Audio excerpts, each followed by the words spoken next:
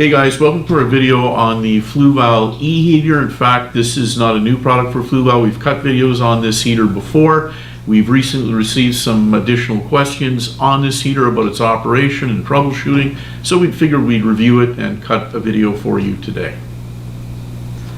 Over the next few scenes, we're going to be getting into operating tips for this heater. I've got the E50 over here, which we're going to use as a demonstration purposes. And of course, there's three other models in the line, E100, 200, and 300.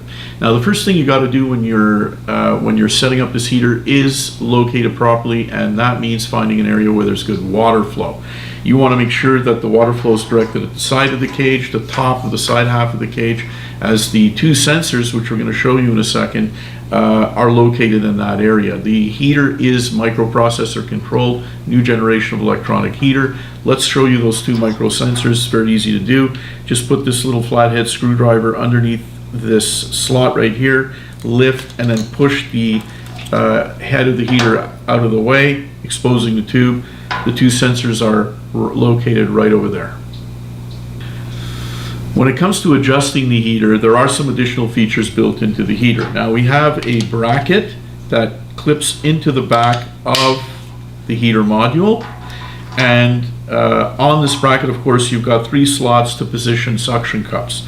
The heater can be moved on this bracket up or down simply by pressing on the little clip on each side, and then you can slide it up or down. Now, if, for example, to locate the heater in an area of better water flow, you want to do it at an angle, it's also possible.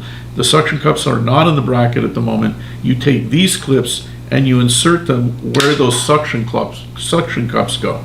Here you would now insert in the angle bracket the actual suction cups. So you can see that if that is against the glass, your heater will now be held outward at an angle.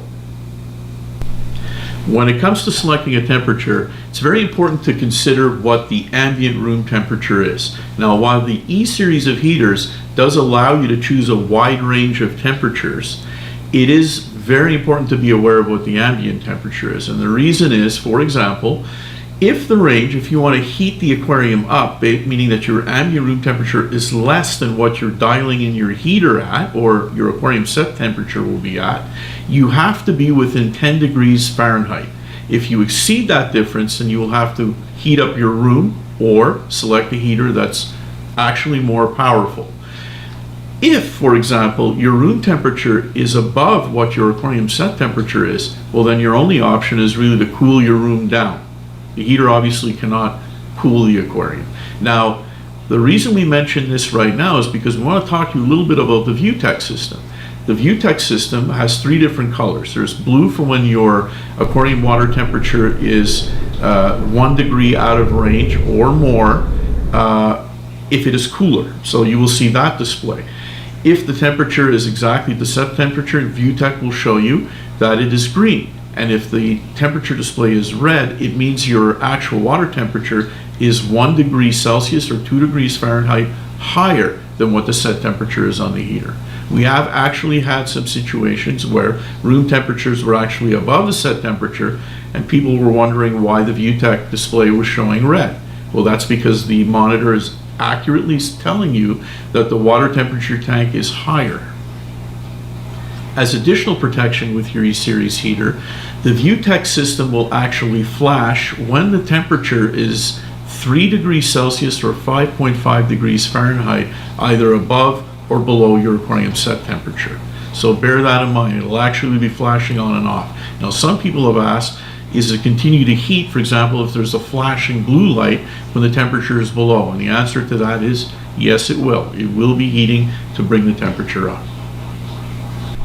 Next, we're going to cover some specific troubleshooting queries that have come our way. We're going to give you a hand with that. Now, the first one is the low flow warning, or an LF flashing display on the ViewTech system. That actually is telling you that there's insufficient water movement around the heater protective cage. The microprocessor is not reading it properly. So for that, it's simply a matter of repositioning your heater or directing your filter output directly at the side of the cage to improve that situation. Another question we hear from time to time is, what is the E1 flashing on the screen of my heater? Well, that's actually an error code that is produced by the microprocessor when it's determined that there's an operating condition outside the normal protocol. Well, that is often related to the water level in your aquarium that's become a little bit lower due to evaporation. Simply top up your aquarium to the minimum water line of the heater cage. Now, once that's done, unplug, replug the heater, and take note of the fact that during the time you see the display flashing, well, the heater is actually not producing any heat as a specific safety protocol. Another safety feature of the e-heater that you should be aware of is the fact that if it is removed from the water, within 40 seconds the auto shut-off feature will cut power to the heater. To re-engage the heater, simply place it back in the aquarium. There's no overstating the importance of choosing a reliable heater like the E-Series heater. We hope we've addressed all the questions you may have on this line of heaters. If you got any others, please leave them in the comments below. Don't forget to like and subscribe. Thanks a lot for watching.